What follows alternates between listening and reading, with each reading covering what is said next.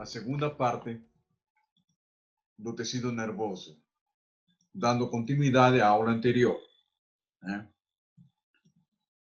Como vimos nessa aula anterior, o tecido nervoso forma órgãos, né, diferenciados, constituídos pelos elementos do tecido nervoso que se distribuem de maneira diferenciada, né? Células que se contactam, né? Células que se contactam, tá? E formam uma rede de circuitos, né? De células interconectadas e que se distribuem diferencialmente para formar os órgãos nervosos, né? Tá? Na parte interna desses órgãos se distribuem também diferenciadamente na parte cortical, na parte medular, ou na parte interna e na parte do córtex, né? Na substância branca, nas substâncias cinzentas, assim denominadas, ok? Já vimos essa parte na aula anterior, tá? E as células se contactam umas às outras, tá? Com a finalidade de controlar, de certa maneira, interpretam os estímulos e assim controlam muitas funções orgânicas, né? Lembrando que, no conjunto, o sistema nervoso controla muitas funções orgânicas da mesma maneira que o sistema endócrino.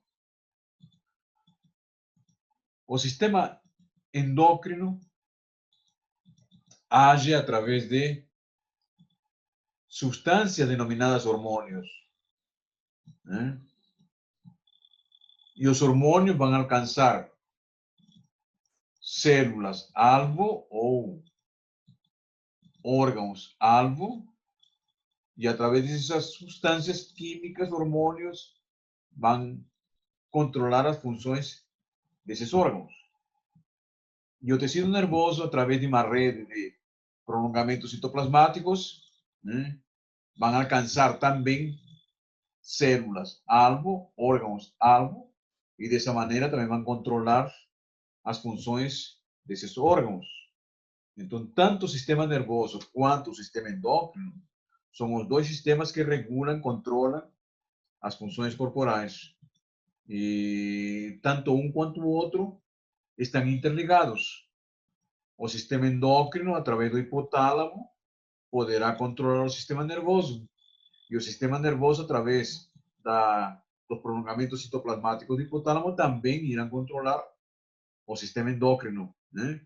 E assim por diante. É uma interação dos dois, tá?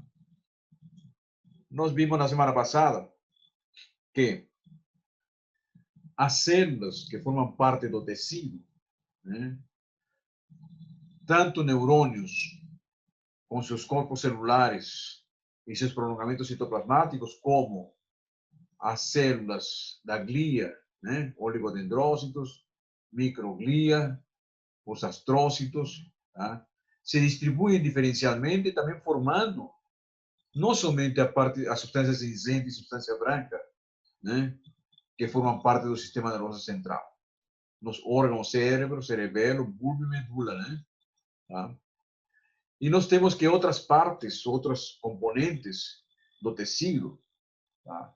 Que são os prolongamentos citoplasmáticos dos neurônios, tá? No conjunto, associados a outros axônios, a outras fibras, né? Formam parte do sistema nervoso periférico na forma de nervos. Nervos são axônios associados em fascículos, envolvidos por tecido conjuntivo do sistema nervoso periférico. E juntamente com os nervos, encontramos algumas estruturas que contêm neurônios fora do sistema nervoso central. São os gânglios, né? Gânglios são constituídos por neurônios e seus prolongamentos, neurônios estes que se localizam fora do sistema nervoso central. Né? Para que tenham uma ideia, a distribuição dos elementos do tecido tá? São característicos para o cérebro. Né? São característicos para a medula. São característicos para o cerebelo. Tá? E assim por diante, né? Vamos ver.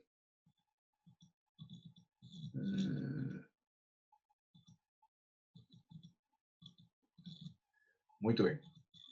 Vamos ver, por exemplo, aqui no córtex do cérebro. Né? Se distribuem em uma, duas, três, quatro, cinco, seis camadas com elementos diferentes. Por exemplo, granular externa, granular interna, piramidais menores externas, piramidais maiores externas, né? Células multiformes, ou seja, tem várias características que diferenciam cada camada do cérebro, no córtex do cérebro. Né? E na parte interna tem a substância branca, formada exclusivamente por prolongamento de neurônios, axônios. Né? E sua célula característica é uma célula piramidal, como já foi citada anteriormente, né? Já foi descrita anteriormente. Ah. O cerebelo, o córtex do cerebelo apresenta três camadas. Uma, duas, três camadas. É o córtex, uma camada granular ou granulosa de neurônios pequenos arredondados. Uma camada de células piriformes, de células volumosas, células em forma de pera, né? Células de Purkinje. E uma camada de células menores, tá? Distribuídas um pouco mais espaçadamente, é a camada molecular. Né? Muitos prolongamentos citoplasmáticos também estão presentes por aqui, né? Na forma de dendritos. E aqui temos a substância branca. Substância branca que são os axônios que formam, né? Essa camada esbranquiçada denominada substância branca internamente. A medula espinhal já é um pouco diferente, porque a substância cinzenta se localiza internamente e a substância branca se localiza perifericamente. Embora substância branca, prolongamento de axônios, substância cinzenta, corpo de neurônios, né? E vejam que se distribuem numa forma de um H cinzento, a letra H da substância cinzenta. Uma parte anterior, uma parte posterior, né? E tem várias regiões distribuídas anatomicamente dentro da estrutura da medula. E seus neurônios motores, principalmente, né? Tá? Eles são estrelados. Estrelados. Não são piramidais, não são piriformes, são estrelados. Tá? E todos são multipolares, né? Multipolares. Tá? Vamos ver os dendritos. Tá? Os dendritos são os prolongamentos do corpo do neurônio. Prolongamentos múltiplos, prolongamentos vários, tá? Que se adelgazam na medida que se afastam do corpo celular, ramificando-se profusamente, abrangendo uma grande área receptora de estímulos, porque são bastante ramificados, densamente ramificados, e são mais delgados na medida que se afastam do pericárdio, né? Do pericárdio, são os dendritos. Tá? Nos dendritos, vamos encontrar, como está aqui, ó, dendrito, dendrito. Tá? Nos dendritos vamos encontrar o seu citoplasma com algumas organelas membranosas, e principalmente filamentos. Os neurofilamentos, os microtúbulos, aqui estão presentes, que formam um esqueleto, né? Tá? E algumas organelas membranosas, como um pouco de retículo, principalmente nessa área próxima do pericárdio. Quanto mais afastado do pericárdio, essas organelas membranosas já vão diminuindo, né? vão se tornando escassas. Podemos encontrar também ribossomos, né? Ribossomos, tá? Aqui nós temos um dendrito ramificando-se, né? Ele está ramificado, tá? São os dendritos. Tá? Na superfície do dendrito, a superfície do dendrito, aqui temos um dendrito, outro, do corpo do neurônio. Tá? Um prolongamento único, não ramificado, do axônio. Tá? Mas os dendritos apresentam uma superfície bastante irregular, com projeções citoplasmáticas curtas, né? Na forma de pequenos botões, pequenas gêmulas, assim denominado, gêmulas, pequenos espinhos, que são as áreas de contato sináptico. Outra célula vem com seu prolongamento e faz contato sináptico com a gêmula, espinho, né, do dendrito. Aqui também outra, ok? E aqui nós temos o Junqueira representando, tá, a membrana plasmática do dendrito com uma pequena gêmula. Tá? Lugar de encaixe de um prolongamento, neste caso o axônio, tá? Realizando uma sinapse, né? Axônio com o dendrito. Vejam que o axônio se liga especificamente no dendrito, que tem receptores. Tá? Essas áreas escuras aqui representadas são os receptores da membrana do dendrito para perceber o estímulo, para receber o estímulo. Estímulo que vem vindo do axônio, mas tem os receptores da membrana que recebem a informação, né? Os dendritos. Vamos ver o axônio. Além do dendrito, um prolongamento único, longo, tá? Que se origina de uma região denominada cone, né? Cone de implantação do axônio. Nesta figura do Junqueira, tem aqui o cone de implantação, tá? Onde um prolongamento único, longo, do sistema nervoso central pode passar para o periférico, e se continua, tá? Até a região final extrema do axônio, né? Assim nós temos um prolongamento único, raramente ramificado, e quando faz em 90 graus, raramente ramificado, tá? Um prolongamento longo que pode medir poucos micrômetros até alguns centímetros. Tem sido descrito neurônios da medula espinhal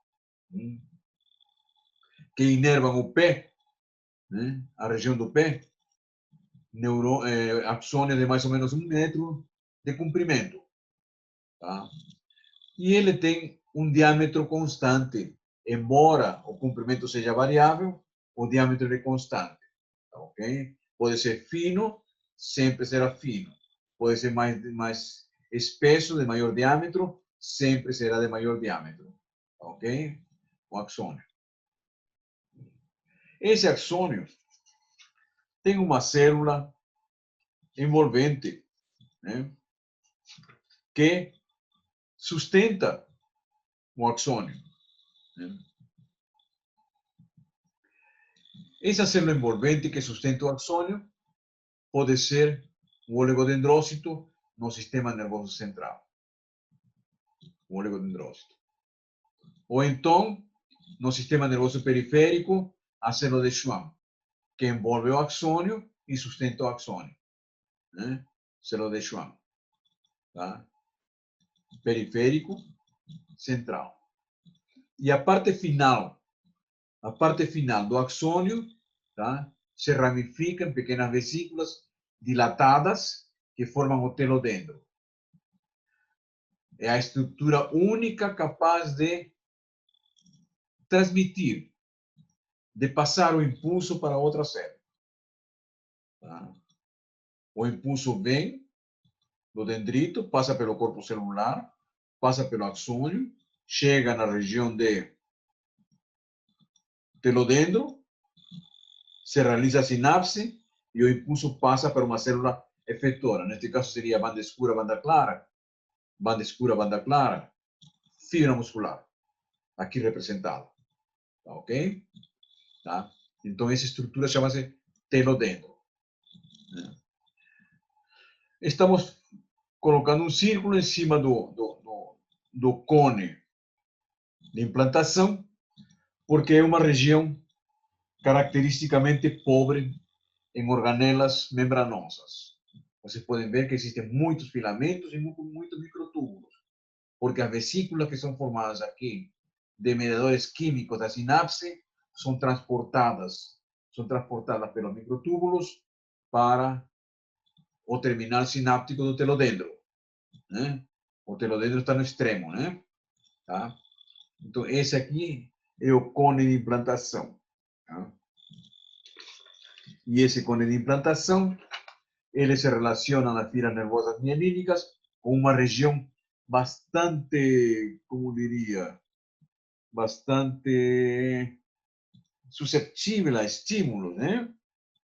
Susceptíveis a estímulos, tá? E o segmento inicial, seria essa parte antes do envoltório de mielina, tá? É uma área de recepção de estímulos excitatórios e inibitórios, né? Aqui existem muitos canais iônicos que realizam essa função de recepção de estímulos excitatórios e inibitórios pelos canais iônicos. Isso chama-se segmento inicial do axônio. Logo abaixo do cone de implantação, que é a área, né, reforçada pelo esqueleto citoplasmático. Seguindo o axônio, né, seguindo o axônio, vamos ver aqui o axônio e um envoltório de uma camada lipoproteica chamada bainha de mielina. Mas para que essa bainha de mielina se forme, tá? Nós temos que pensar o seguinte: o axônio e suas bainhas envolventes é denominado de fibra. E aqui nós temos na substância branca as fibras, né? Isso aqui é uma fibra, tá? Aqui outra fibra menor, aqui outra fibra maior, aqui uma fibra e assim por diante. Todos isso aqui são fibras nervosas na substância branca. Aqui cinzenta, tem um neurônio aqui, ó, tá? Bom, isso é substância branca. Mas as fibras que se agrupam dessa maneira estão formando os tractos nervosos, né? Tractos nervosos no sistema nervoso central. Esses axônios, quando saem para o periférico, formam os chamados nervos. Os nervos é o conjunto de axônios envolvidos por tecido conjuntivo, que é o periférico, tá? Formando os nervos. Tá? Os axônios, as fibras, a bainha de mielina, as fibras, né? Tá? E o conjunto todo formam fascículos, que são os nervos. Bom, para que essa mielina se forme, tá? Aliás, para que se forme ou não se forme, né? Mas para que esse axônio seja sustentado na fase embrionária ou na fase de formação da fibra, tá? A célula envoltória forma um leito onde encaixa o axônio e logo em seguida essa célula envolvente ela pode se fechar, isolando o axônio. E os folhetos externos da membrana bilipídica, né? O folheto externo da membrana se fusionam e aparecem junções oclusivas, isolando o ambiente do axônio. Essa estrutura se denomina mesaxônio.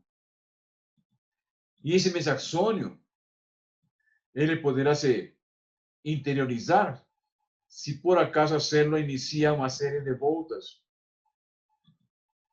se enrolando em espiral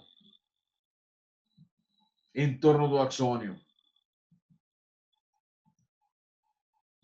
E as sucessivas camadas das membranas envolventes se fundem, formando o que denominamos de mielina. E na parte mais externa, as duas membranas, os folhetos externos, também se fusionam. Se fusionam, formando um mesaxônio externo, também com junções oclusivas. Eu denominei bainhas envolventes porque tem o axônio, a bainha de mielina, o citoplasma da célula envolvente. Este citoplasma, que se cor em rosa ao redor da mielina, tá? É chamado de neurilema ou neurolema. O Junqueira não cita esse fato, mas ele é denominado neurilema ou neurolema. E aqui nós temos a bainha de mielina por cima. Essa célula ainda apresenta uma lâmina basal externamente. Né? Uma lâmina basal externamente. Tá? Então é a fibra nervosa. E eu tinha dito de que se eventualmente a célula envolvente não se enrola em espiral em torno do axônio e fica permanentemente com simplesmente uma volta, né? Com um mesaxônio, isto caracteriza uma fibra nervosa. Mas como não se formou a mielina, é uma fibra nervosa amielínica. Amielínica. E os axônios muito finos podem estar presentes numa única dobra. Ou então, uma célula envolver axônios mais finos ainda, em dobras únicas também. Né? Aqui tenho 1, 2, 3, 4, 5, 6, 8. Eu tenho vários axônios finos, de diâmetro fino. Né? Em mesaxônios únicos, como está aqui na figura da microscopia eletrônica, a célula envolvente e no citoplasma um axônio, e assim por diante. Né?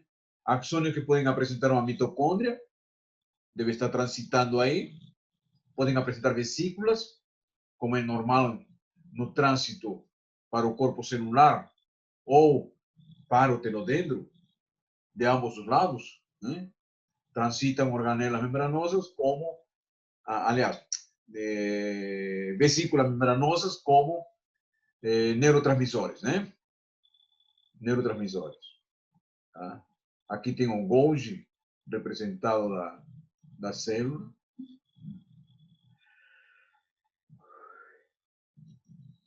Aqui uma representação esquemática dessa célula com mesaxônio, mesaxônio, mesaxônio e assim por diante.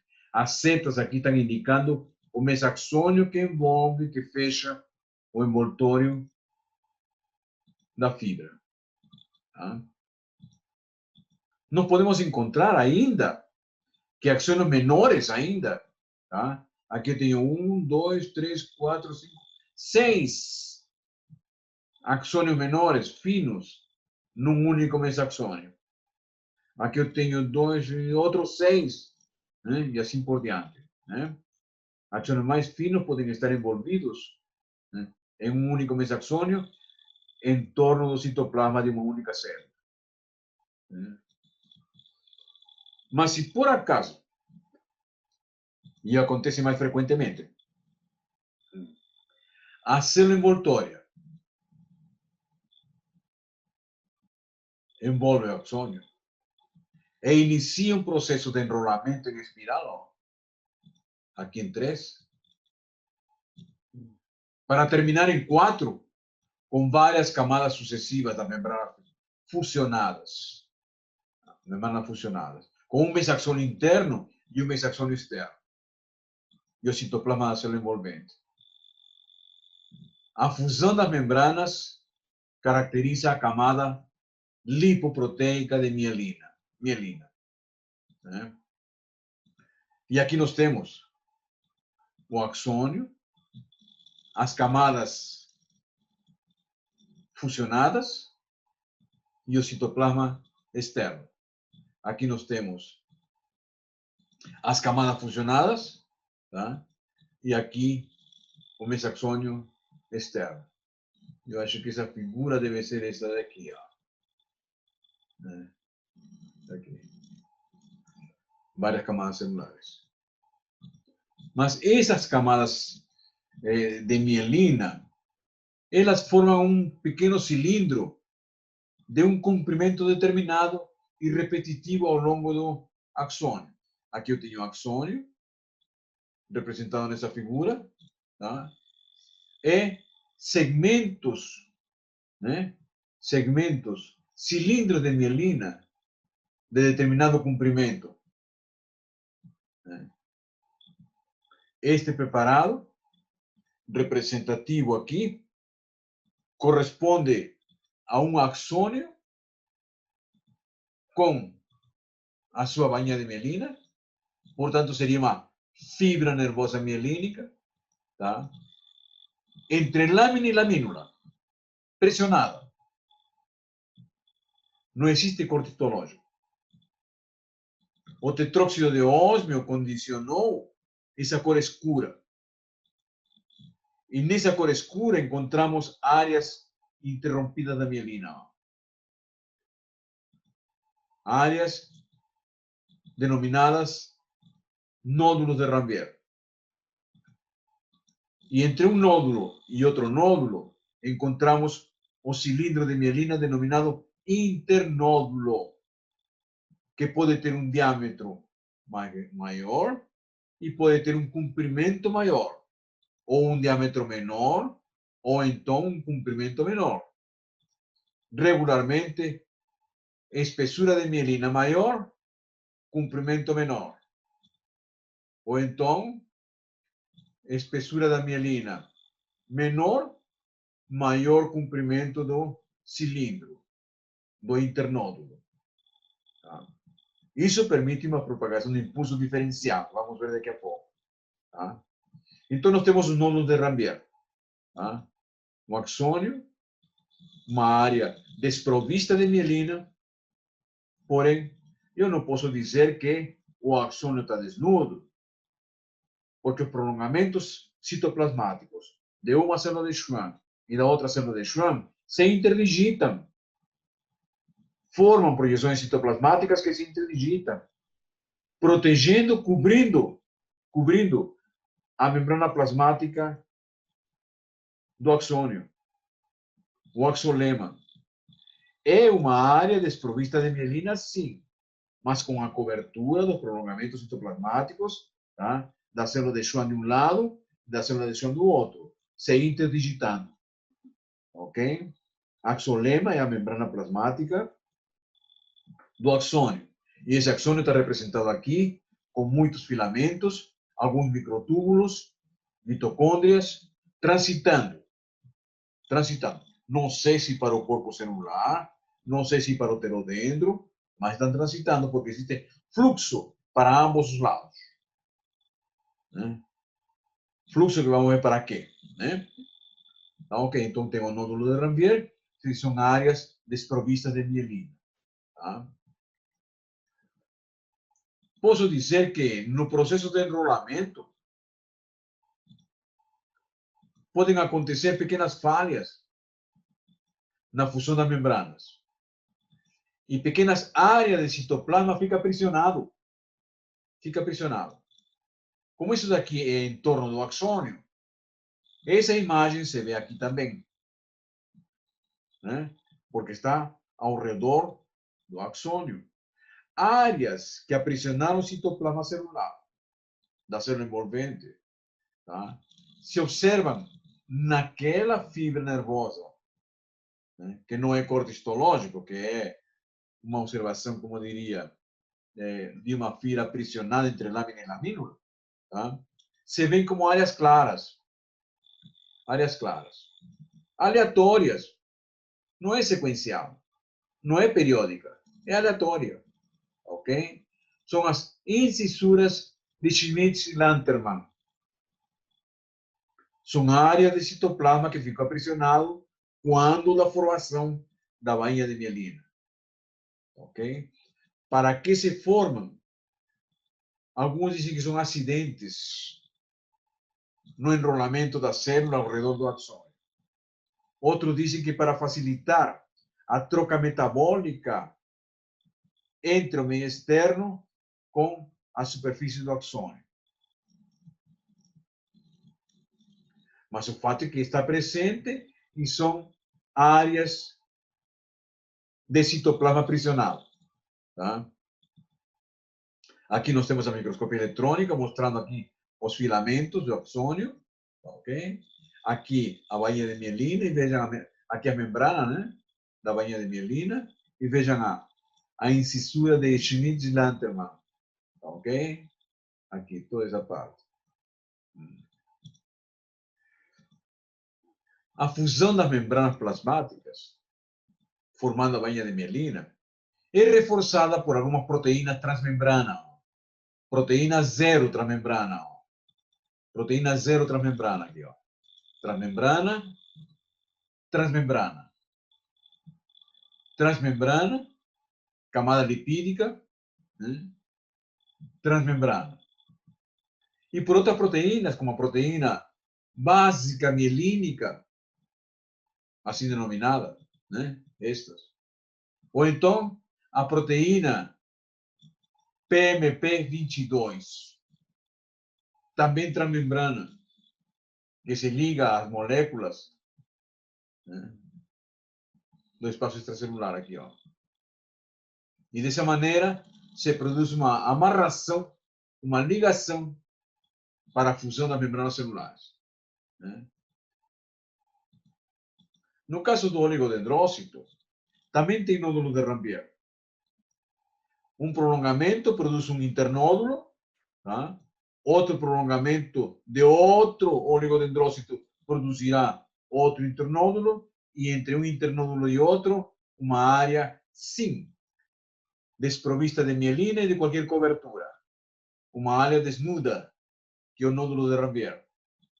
Mas como não pode haver uma área desnuda, exposta, os astrócitos vêm aqui e formam uma trama ao redor do nódulo de Rambier. Os astrócitos, com seus prolongamentos citoplasmáticos, vão dar cobertura a esta área do nódulo de Rambier. Vejam que a célula termina abruptamente, né, e deixa uma área sem cobertura. Na célula de Schwann, houve uma imbricação, uma interdigitação dos prolongamentos citoplasmáticos. E essa célula não tem incisuras de Schmidt-Lantermann. Não tem. Tá? As membranas não apresentam essa característica das incisuras de Schmidt-Lantermann. Ok? Vamos ver de novo. Tá ok? Então não tem. Tá? Essa é a diferença entre uma fibra mielínica do sistema nervoso central de uma fibra mielínica do sistema nervoso periférico. Eu tinha mencionado o fato que existe um fluxo, um transporte axônico, tanto do corpo celular para o telodendro, do corpo celular para o telodendro, como da parte extrema telodendro para o corpo celular. E alguns elementos são transportados por proteínas motoras, né? Eu tenho um transporte que vai do corpo celular para o telodendro, para o extremo do axônio, tá? Denominado anterógrado. As vesículas, contendo os mediadores químicos da passagem de impulso, né, da transmissão de impulso, são formadas no retículo, capturadas por proteínas motoras, Neste caso, uma proteína motora denominada cinesina, que se liga ao microtúbulo e pelo microtúbulo vai sendo transportada à vesícula, sendo transportada até a extremidade do telodendro, talvez. E aqui encontramos a vesícula sendo já eliminada para o espaço sináptico.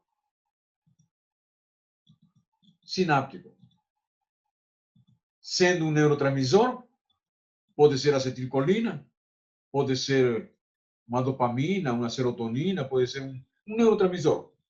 Tá? Ele vai excitar a célula que vai receber, o receptor, porque tem receptores de membrana que são específicos para esse neurotransmissor, que quando se ligam, excitam a membrana, estimulam a membrana e induzem a produção de um impulso que vai caminhar pela membrana da outra célula. É o receptor do neurotransmissor. Essa união aqui chama-se sinapse. Essa proximidade das membranas são sinapses. Muito bem. Excesso do neurotransmissor poderá ser metabolizado e poderá ser devolvido. Ou então, mitocôndrias que agem nessa região devem ser renovadas no corpo celular. Para isso, existe um outro fluxo. As proteínas motoras vão capturar ou as mitocôndrias ou as vesículas sinápticas aqui recicladas, como diz, né? Captura, associa ao microtúbulo e conduz pelo microtúbulo. Conduz proteína motora, vesícula. Conduz, libera e ela será metabolizada no corpo celular. Será reaproveitada talvez. E se for uma mitocôndria, também será reaproveitada a membrana, etc. Porque existe uma reciclagem das mitocôndrias, né? Uma renovação das mitocôndrias. Tá? Esse fluxo para o corpo celular chama-se fluxo retrógrado. É o transporte ao longo do microtúbulo mediado por uma proteína. Essa proteína chama-se dineína. Retrógrado, dineína. Anterógrado, cinesina. Então, são proteínas motoras que capturam os elementos e os conduzem, né? E os transportam. Tá? Membrana. Como essa célula se especializou na excitabilidade da membrana, e essa excitabilidade é representada por um estímulo, e o estímulo é local, num determinado ponto da membrana, esse estímulo local se denomina impulso nervoso.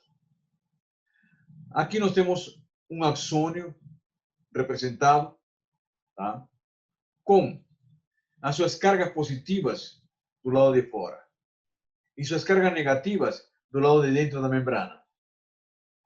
A membrana plasmática mantém essa polaridade elétrica, né, pelas concentrações de sódio e de potássio.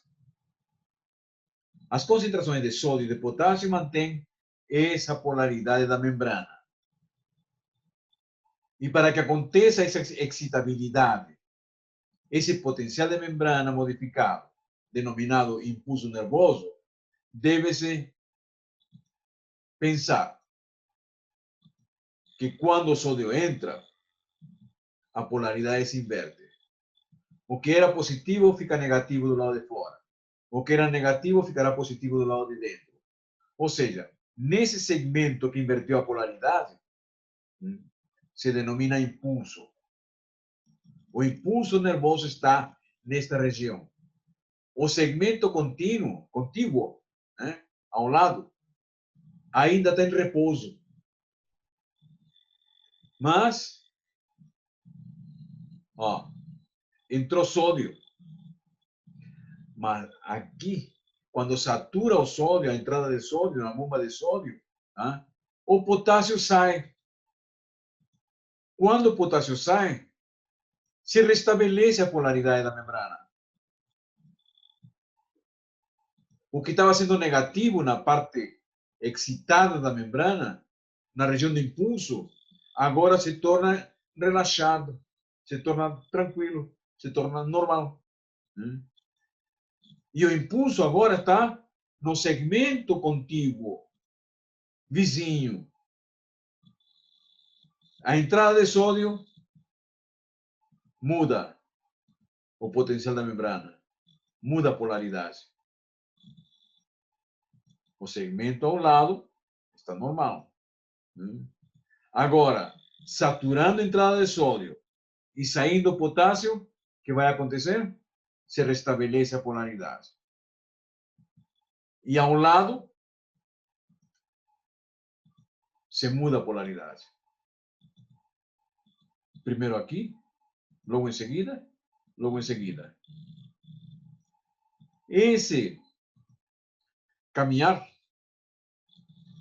essa transmissão, essa condução do impulso se dá ao longo de toda a membrana até chegar ao telodendro, ou a área dendrítica, ou a área receptora. Mas isso daqui se dá numa fibra amielínica. Na fibra mielínica, nós temos regiões onde a mielina funciona como isolante elétrico. Não permite a passagem de impulso ao longo da membrana, porque tem o isolante, a mielina. Os únicos pontos desprovistos de mielina são o nódulo de Rambier. Os únicos pontos desprovistos de mielina são o nódulo de Rambier. E a membrana axonal, ela tem o potencial de repouso positivo, negativo. Positivo, negativo. Mas se acontece o impulso nessa região, porque aqui que acontece o impulso, aqui não tem como, tá? Essa membrana entra sódio, muda a polaridade, satura, sai o potássio, se restabelece. Mas esse impulso, essa irritabilidade da membrana já mudou pela vizinhança do nódulo de Rambier. Pela proximidade do nódulo de Rambier. Mais próximo, menos próximo, depende do comprimento do cilindro de mielina, do internódulo, né? Tá? Vamos ter a velocidade aumentada ou não do impulso. Lembrem, sódio entra, muda a polaridade. Aqui se restabelece. Então, se diz que o impulso vai caminhando de maneira saltatória por todos os nódulos de Rambier. Estava aqui, foi para esse, foi para o outro e assim por diante. Tá? Quanto mais calibroso for o axônio, maior será a espessura da bainha de mielina, menor será o segmento mielínico, o internódulo. Mais próximo deve estar um nódulo do outro. O impulso vai ser mais rápido. Quanto mais fino for o axônio, menor será a mielina, maior será o comprimento do internódulo. Mais longe estará um nódulo do outro. Mais demorado será o salto, a condução do impulso ao longo de toda a fibra. Lembre que vai ter que pular a fibra inteira. Se a fibra tem 1 metro, façam as contas.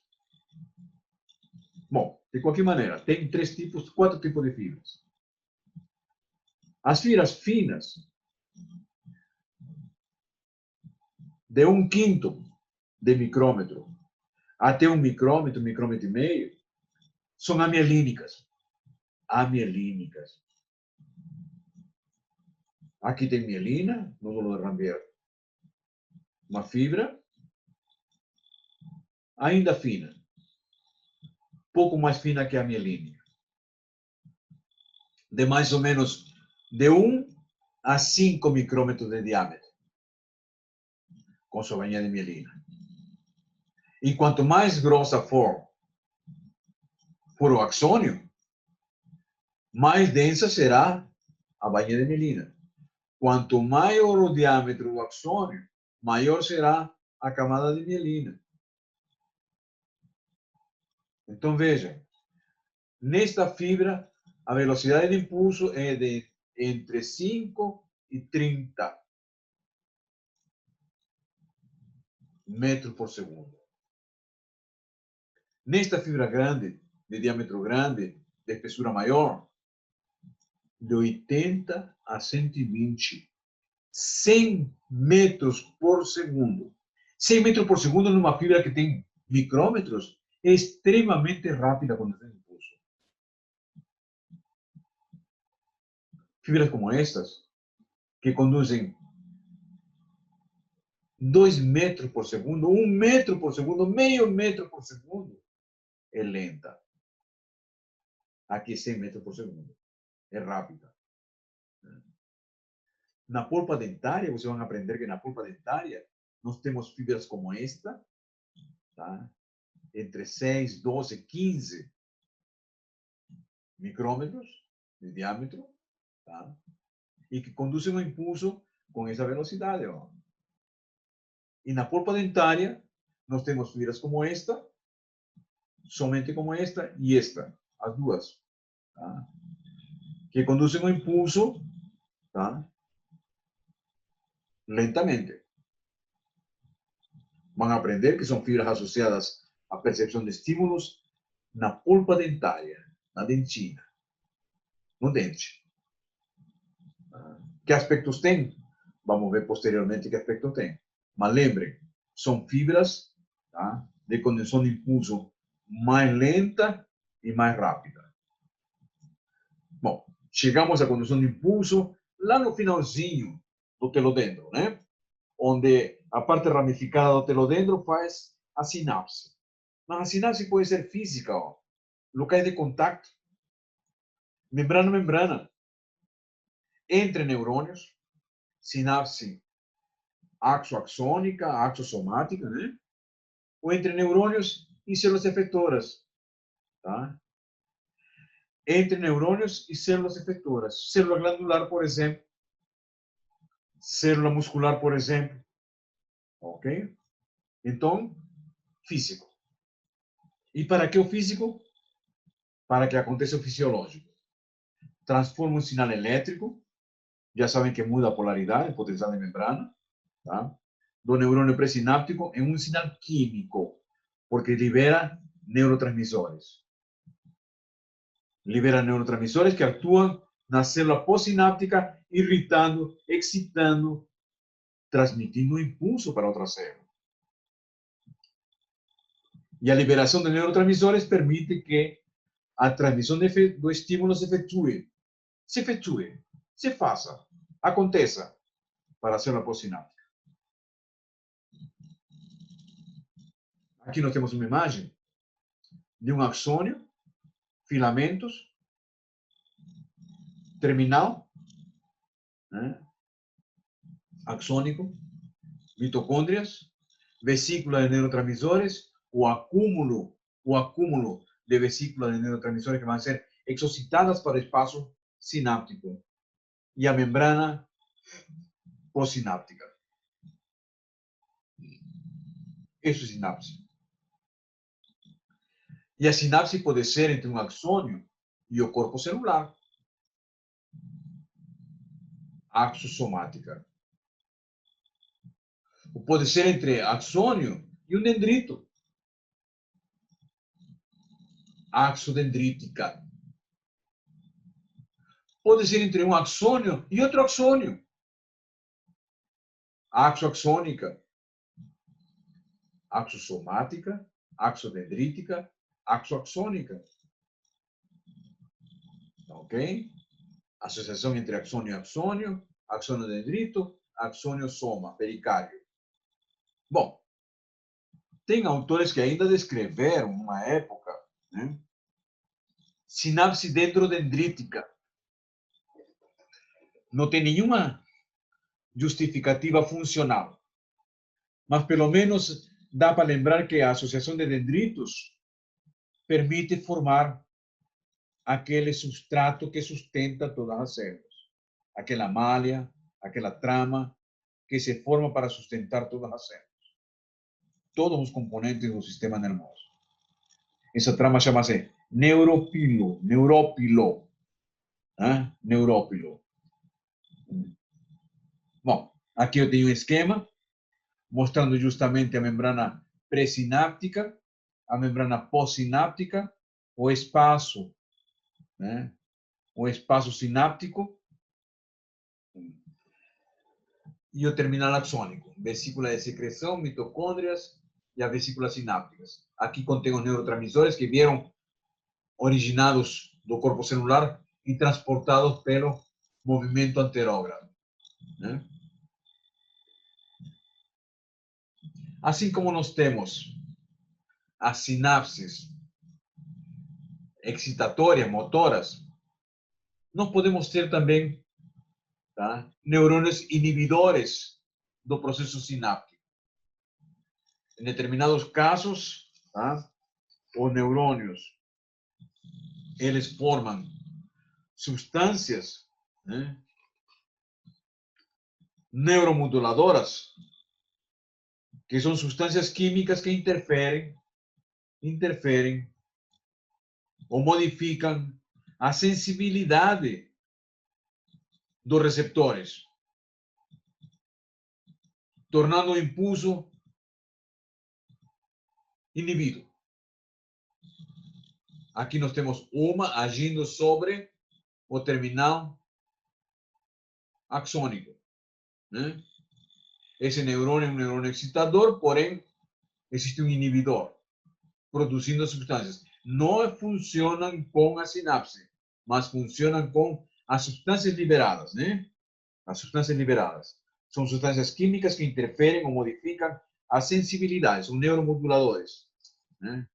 Neuromoduladores. Nessa figura, nós temos toda a sinapse. Nós começamos aqui com a fibra, tá? A fibra, os internódulos, os nódulos, os internódulos, os nódulos, a fibra, a mielina, o axônio, terminal, telodendro, placa motora, porque está em cima do músculo, ok? Essa placa motora, ou esse terminal de telodendro, tá, se dilata. Aqui tem muita mitocôndria, tem muita vesícula, tem a sinapse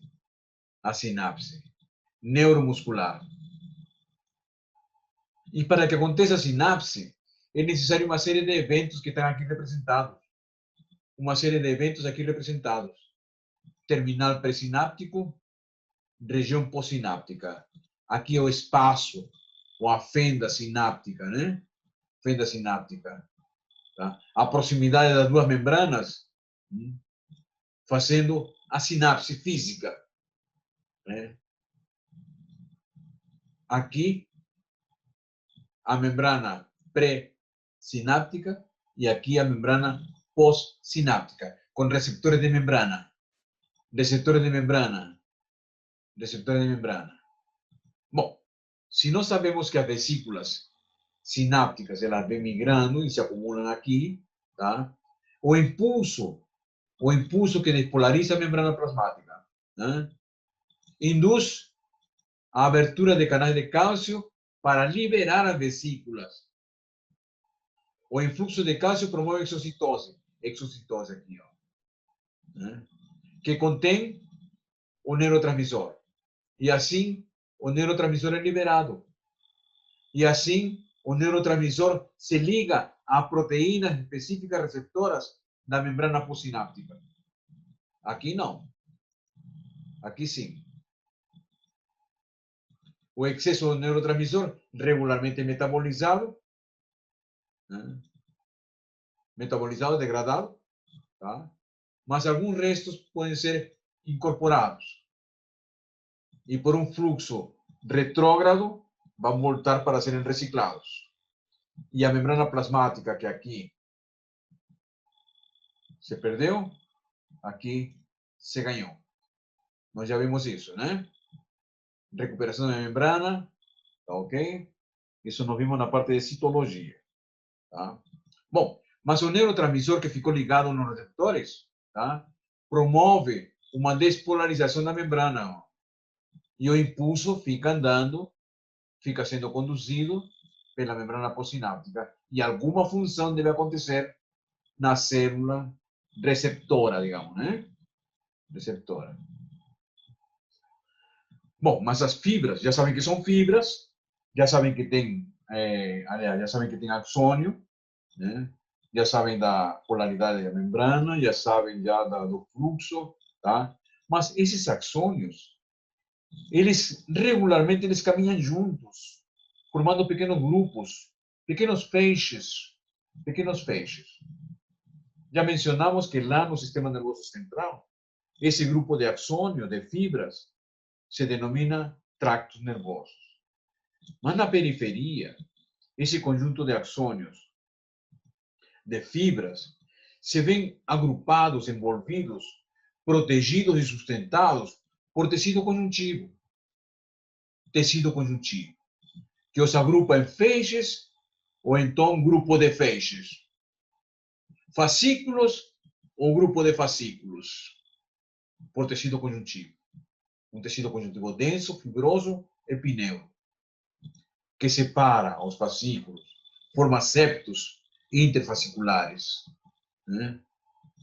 Que, por sua vez, o tecido conjuntivo forma um grupo de células achatadas aqui, ó, para formar o perineu, que, por sua vez, se continua com as fibras reticulares, finas fibras colágenas de tipo 3, que envolvem e sustentam cada uma das fibras. É claro que uma lâmina basal vai estar presente na superfície da célula de Schwann com o endoneuro, né?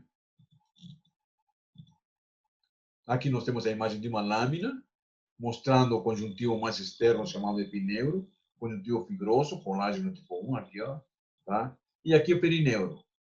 1, 2, 3, 4, 5, talvez 4 ou 5 camadas de células, 6 camadas de células, compactamente distribuídas, alongadas, unidas por junções oclusivas que impermeabilizam a passagem de moléculas do epineuro para dentro do neuro. Então, esse é o perineuro. Células achatadas unidas por junções oclusivas, tá? É claro que, como sendo tecido conjuntivo, tá? Aqui nós temos alguns fibroblastos que formam septos que separam interiormente, né, as fibras. E ao redor se forma um envoltório denominado de endoneuro. Novamente, tem aqui uma lâmina corada com hematoquinina, tá? Vejam aqui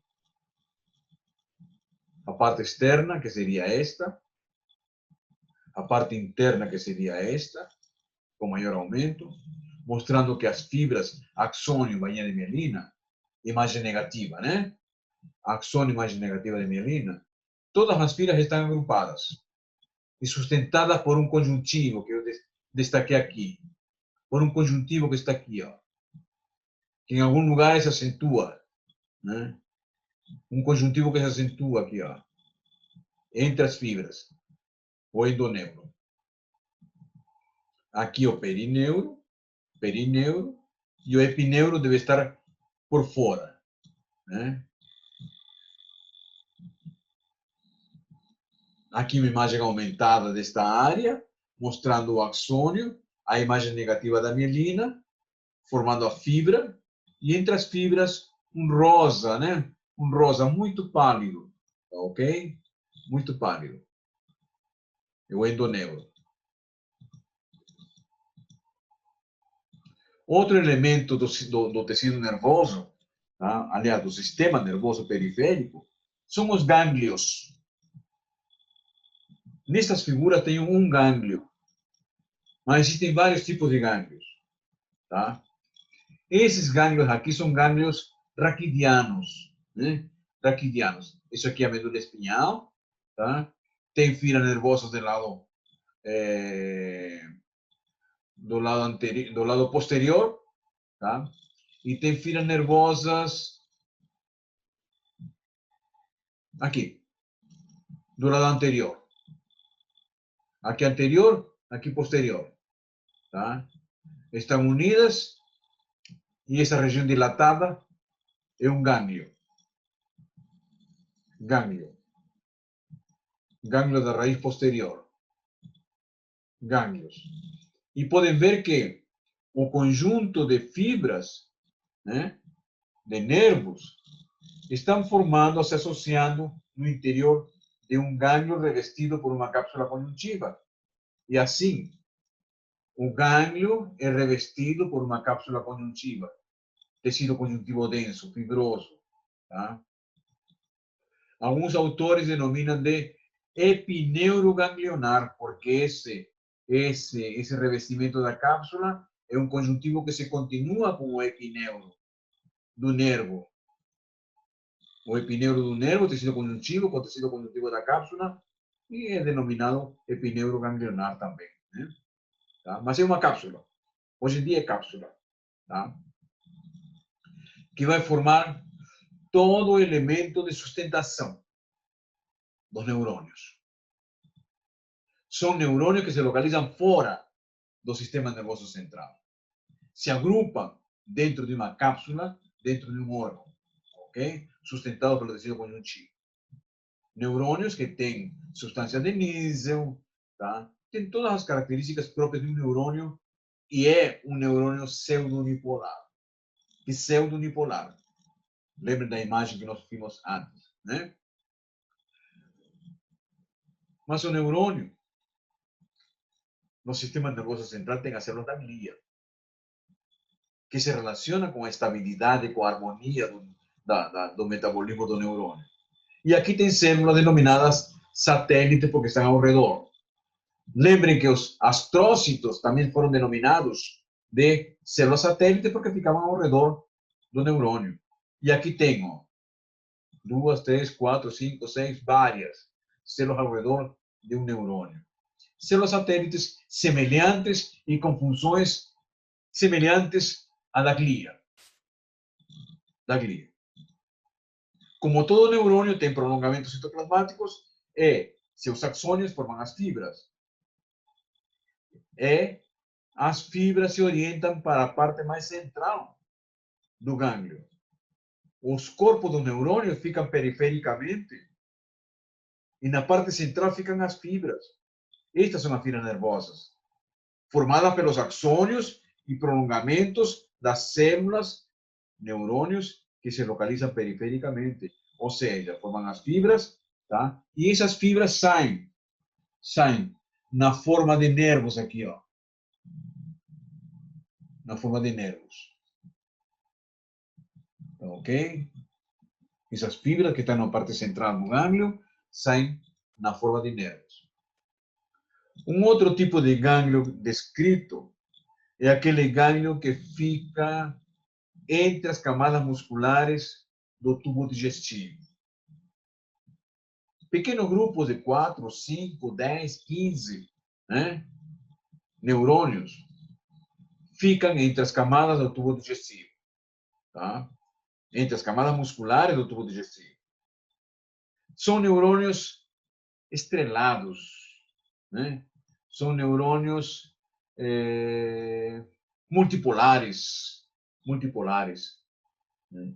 Que se sustentam com o próprio tecido conjuntivo que reveste as fibras musculares, ou que está entre as fibras musculares.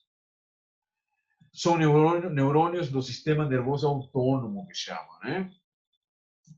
Que nesse caso controlam os movimentos peristálticos do intestino, tá? Do tubo digestivo, tá, ok? Então, neurônios intramurais, tá? Não tem revestimento de cápsula, não tem revestimento nenhum, porque estão mergulhados no tecido conjuntivo entre as camadas musculares. Bom, se diz que a célula nervosa não se regenera. De fato, a célula nervosa, o neurônio, não se regenera. Mas depende do quanto o neurônio pode ser lesado, terá uma capacidade de regenerar a parte lesada. Quanto mais próximo do corpo celular a lesão, menor será a capacidade regenerativa, menor será a vitalidade dele. Quanto mais distal for a lesão, talvez tenha capacidade regenerativa. Uma cirurgia cortando parte dos tecidos, com certeza envolve seccionamento dos prolongamentos dos neurônios. E aqui eu tenho uma sinapse neuromuscular, né? E aqui tenho uma lesão. Separou, cortou, interrompeu. O segmento distal do corpo celular, o segmento distal degenera. Macrófagos fagocitam. Tá? E essa parte será reabsorvida. O impulso nervoso que foi cortado condiciona uma atrofia da fibra, porque não tem atividade neuromuscular, não tem inervação. A região proximal, na extremidade cortada, degenera. O corpo do neurônio se desconfigura totalmente. A sua morfologia muda, se torna globoso, seus prolongamentos citoplasmáticos desaparecem. O núcleo se desloca para uma periferia. A substância de Nissen, aqui presente, ó, bonitinha, começa a desaparecer. Vai haver uma cromatólise. Cromato é cor. E aqui tem cor. Né? Substância cromidial, substância de Nissen, corpúsculo de Nissen. Vai haver uma lesão do retículo, né? Uma degradação do retículo, uma cromatólise. Bom, mas ele precisa reagir. Se não reage, tchau. Reagiu. O que está acontecendo? As células de Schwann são importantes. As células de Schwann começam a proliferar. Proliferam e tentam formar um cilindro de célula de Schwann para chegar no ponto do axônio terminal aqui. Formam um cilindro que futuramente será cilindro de mielina, né? Tá? E o prolongamento citoplasmático do neurônio, o axônio, se ramifica. Se ramifica tentando encontrar o cilindro formado pela célula de Schwann.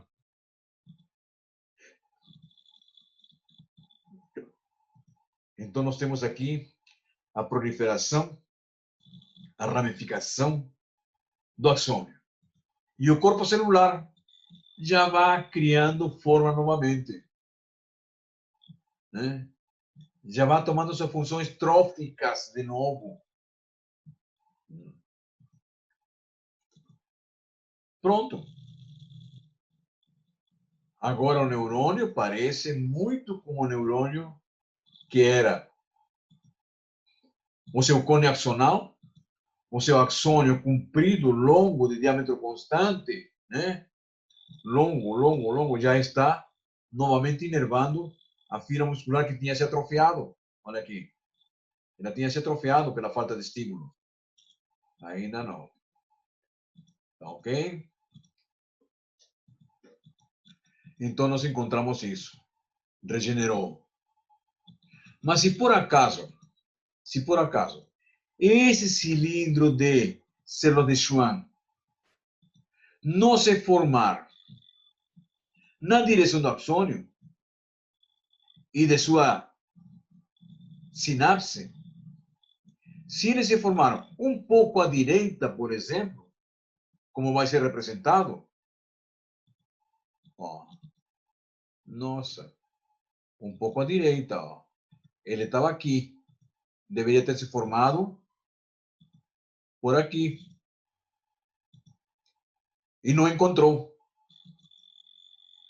Esse conjunto de ramificações axonais se torna um nódulo, sem novela e não inerva mais. Não inerva mais. O que aconteceu? Se formou um nódulo. Se formou um neuroma de amputação, assim denominado. E com a falta de inervação, obviamente, o músculo se atrofia mais ainda, porque já está alguns meses, né? Algum tempo. Então vejam como tem a capacidade regenerativa, dependendo da proximidade ou do distalamento da lesão. Quanto mais distal do corpo, melhor. Quanto mais próximo do corpo, pode não dar. E isso acontece em qualquer tipo de cirurgia, superficialmente, né? Em qualquer órgão. Ok? O que mais tem? Assim como exemplo, eu tenho aqui um nervo facial. Foi feita uma pesquisa com irradiação de laser para ver a regeneração do nervo. O nervo foi cortado, aqui tem um segmento de nervo, aqui tem outro segmento de nervo, tecido conjuntivo, tecido muscular, músculo, ok? É tricrômico de Mallory, né? O corante tricrômico de Mallory. Tá? Esse segmento de nervo, vocês podem ver que tem umas ramificações da célula de Schwann aqui, ó, aqui. E dos axônios, né? E dos axônios. Isso daqui é uma figura como esta. Aqui no esquema. No esquema, aqui como esta. Ok? Agora já tem uma cara diferente. O segmento cortado agora estão unidos. Né? Isso aqui são remanescentes de vasos sanguíneos que indicam a área neoformada. Aqui está vendo uma neoformação de fibras, célula de Schwann, etc. Endoneuro e tudo. Tá? Então, o nervo se recuperou. A fibra se recuperou. Um mês depois, ó, as fibras, dá para ver as fibras completamente recuperadas, né? Longas. De um sentido a outro, seguindo uma trajetória normal. E o nervo recuperado. Tá? Bom, para terminar, nós estamos frente a alguns corpúsculos sensoriais. Tá? Corpúsculos sensoriais que devem captar estímulos do exterior, externos. Aqui eu tenho a superfície da epiderme, da pele, camada córnea, célula da epiderme, camada basal da epiderme, tá? E uma reentrância de tecido conjuntivo, uma papila conjuntiva, assim chamada. Essa reentrância no epitélio é um tecido conjuntivo. E nesse conjuntivo, nessa papila, encontramos um axônio. Um axônio que se ennovela juntamente com camada de tecido conjuntivo, encapsulado, receptor encapsulado que chama, tá? E é capaz de perceber estímulos de tato. É um receptor tátil. Chama-se Meissner. Está por debaixo da pele, ok? debaixo da epiderme, aliás, nas papilas conjuntivas dérmicas, na derme. Tá?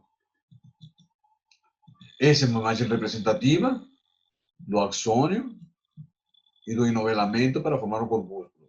Isso aqui é a lâmina que está nas caixas, mostrando que, tá, corada com metais pesados, aqui sais de ouro, aqui eu tenho epitélio, a queratina está aqui em cima, tá? E nessa papila conjuntiva, tecido conjuntivo com fibras colágenas, tá? Nessa papila conjuntiva, eu tenho uma estrutura como esta. O axônio vem, enrola-se, camadas conjuntivas estão presentes, tá? Formando um corpúsculo tátil, corpúsculo de Meissner. Você vai encontrar a referência desse corpúsculo de Meissner e do outro de Pacini no capítulo de pele e anexos. Deverão procurar no capítulo de pele e anexos receptores sensoriais da pele. Esse corpúsculo de Pacini, ele está um pouco mais profundamente no tecido conjuntivo. Lembre que por debaixo do epitélio nós temos tecido conjuntivo frouxo.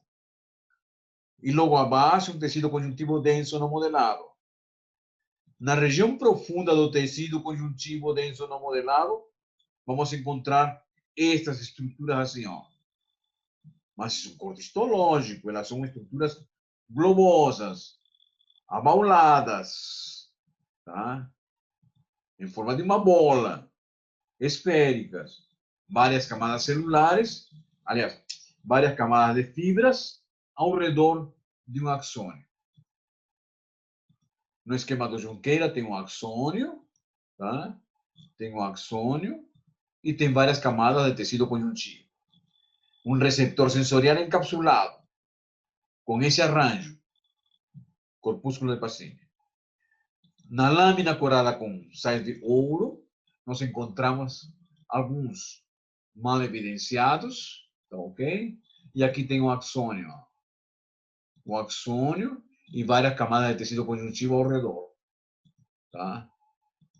Ao redor. Corpúsculo sensorial de pressão, localizado na palma da mão ou na polpa dos dedos. Pressão. Muito bem. Com isso, nós terminamos o que corresponde à disciplina de histologia quanto a tecido nervoso. Outros aspectos do tecido nervoso, como é sistema nervoso autônomo, né? Como é parasimpático ou simpático, tá? Como são aspectos funcionais, vocês vão ver na disciplina de fisiologia, tá? Sistema nervoso parasimpático, sistema nervoso simpático, tá? São aspectos muito mais funcionais. Quanto à parte estrutural, como tecido, informando órgãos, na histologia já preencheu aquilo que lhe corresponde, tá? Eu espero vocês para tirar as dúvidas, tá? Espero que sejam muitas. Sinal que vocês estão preparados. Obrigado.